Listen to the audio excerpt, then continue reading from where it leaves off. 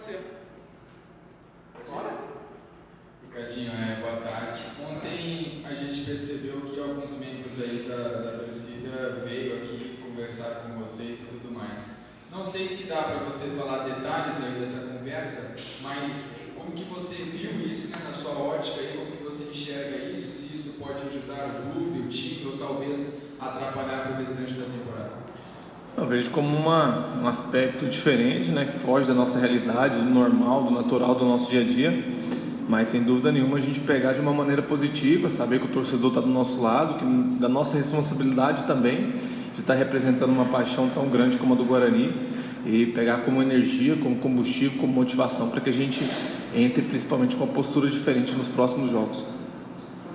Ricardo, na saída do gramado, se não me engano, você falou que o Guarani perdeu para ele mesmo. Você continua com essa mesma opinião de que com esse nível que está o campeonato da Série B e pelo que o Guarani acabou mostrando aí durante o primeiro turno, começo do segundo, é uma falha do próprio time do que do mérito dos adversários, principalmente essas 3 derrotas? Primeiramente, o teor dessa frase de forma alguma desrespeitando os adversários, mas eu acho que a gente não esteve nem perto daquilo que a gente pode fazer, pode render como melhor, e por isso incomoda bastante a nossa falta de competitividade, principalmente no momento da competição em que a gente precisaria ter entendido um pouco mais o momento que estávamos vivendo.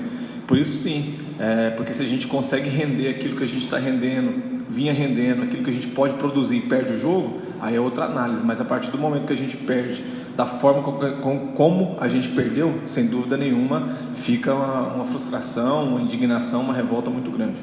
Ricardinho, você acha que talvez desde aquela partida contra o São Bento, né, talvez também o empate contra o Vila Nova, aí perdeu para o Avaí, agora enfrentou o Boa, isso foi uma somatória para que o psicológico de vocês atletas ficasse um pouco abalado e aí contra o Boa isso acabou pesando bastante ou não? Foi um jogo totalmente atípico na sua visão?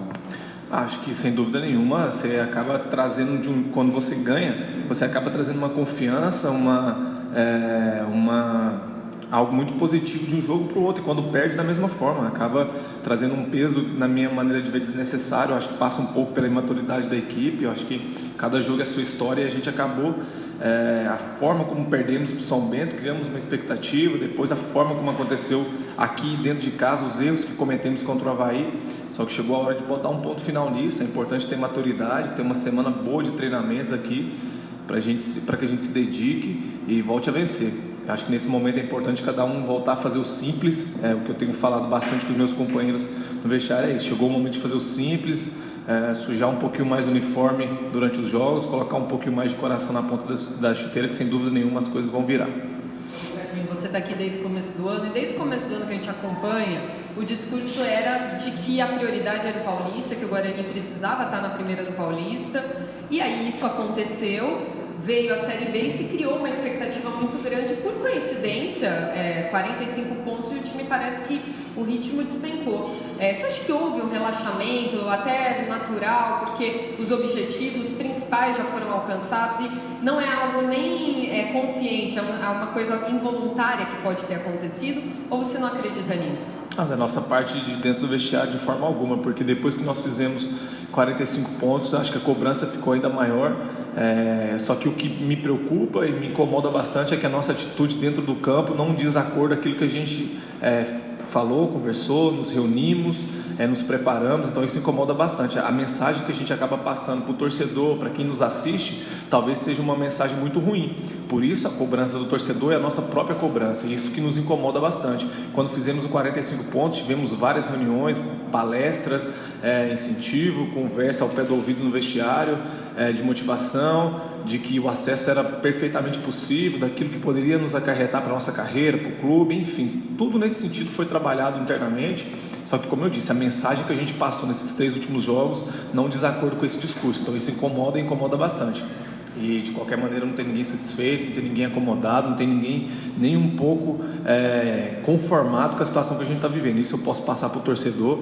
E como eu disse também, nesse momento as palavras, se não vier acompanhado de atitude, de mudança, não significa nada. Então é o momento da gente olhar um pouquinho para dentro de nós, silenciar um pouquinho e mostrar para eles aquilo que a gente mostrou durante todo o campeonato.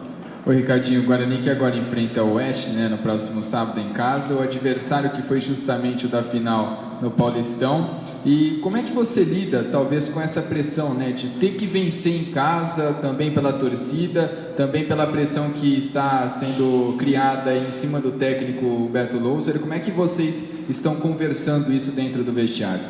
A pressão no Guarani, num campeonato tão grande como a Série B, com os objetivos que a gente tem, é uma pressão natural. Acho que todo campeonato, em determinados momentos, em intervalos de 3, 4 jogos, cria-se uma pressão diferente. Tivemos pressão no início de campeonato, que o ano passado quase foi rebaixado. Tivemos pressão porque foi reformulado o time. Tivemos pressão de ficar alguns jogos empatando. Tivemos pressão de clássico. Então a pressão tem o tempo todo. Mas como eu disse, acho que nesse momento é olhar um pouco para dentro de nós, simplificar as coisas, procurar fazer as coisas simples, porque eu acho que nos últimos jogos nem isso a equipe conseguiu fazer e demonstrar. Então eu acho que é hora de fazer as coisas simples, mas bem feitas dentro do campo, voltar cada um para a sua origem, pro simplificar. Eu acho que essa é a palavra do momento, fazer bem feito as pequenas coisas para que no final do jogo a gente consiga os nossos objetivos. O Ricardinho, deixando um pouco de lado aí essa Série B, que a gente ainda não sabe exatamente aonde o Guarani consegue chegar ainda, mas falando já do ano que vem, eu queria primeiro que você falasse se você tem contrato com o Guarani para o ano que vem, para a disputa da Série A1, quais as suas perspectivas, né, para esse Paulistão. Eu imagino que você ainda não disputou um Paulistão na carreira, eu queria que você falasse disso, e sobre o fato do Guarani ter caído num grupo com São Bento, Novo Horizontino e Palmeiras. Essas equipes ele não enfrenta na primeira fase. Acompanhei o sorteio, vi o grupo que o Guarani caiu. Acho que não tem facilidade nenhuma, porque é o campeonato estadual mais difícil do país, então a gente espera dificuldades sem dúvida nenhuma. A gente, já me incluindo, né, mas não tem um contrato aqui para o ano que vem. Meu contrato acaba agora no final do ano, e a gente sabe um pouco dos bastidores do Guarani, das questões políticas aqui. Não sei qual é o rumo que vai se tomar. Por isso, o que eu posso fazer no momento é me concentrar pura e simplesmente no Oeste e deixar que as coisas extra-campo fiquem a cargo de quem pode resolver. Mas seria seu primeiro Paulistão? Eu já disputei um quando estava subindo da base. Fiquei praticamente na reserva com 19 anos, no Rio Branco de Americana. Foi uma passagem bem rápida. Foi um Paulistão, joguei 2 ou 3 jogos só. 2010. Foi minha primeira experiência aqui. Tá bom, Valeu, gente.